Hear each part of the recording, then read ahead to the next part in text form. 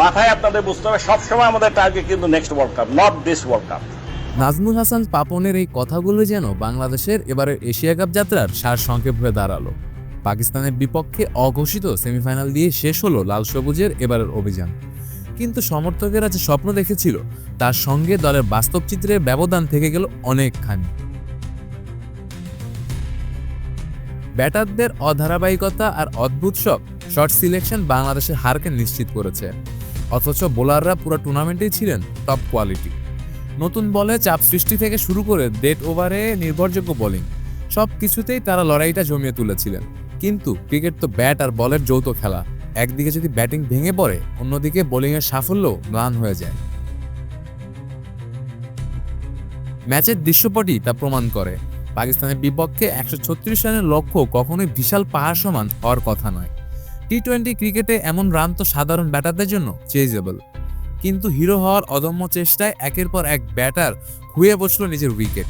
যেন টিম গেমের বদলে সবাই ব্যক্তিগত আলো ছড়াতে চেয়েছিলেন, অথচ ফাইনালে উঠতে পারলেই স্বয়ংক্রিয়ভাবেই সবাই হিরো হয়ে যেতেন।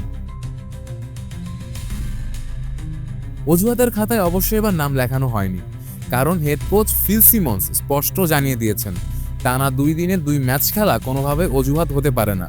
তার ভাষায়, আমি মনে করি না যে টানা 2 দিনে 2 ম্যাচ খেলা এটা কোনো অজুহাত হতে পারে। আমি অজুহাত পছন্দ করি না।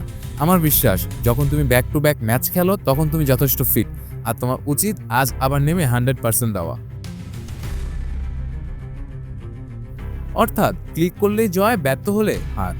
বাংলাদেশের এবারের টুর্নামেন্টের সহজ সমীকরণ এটি।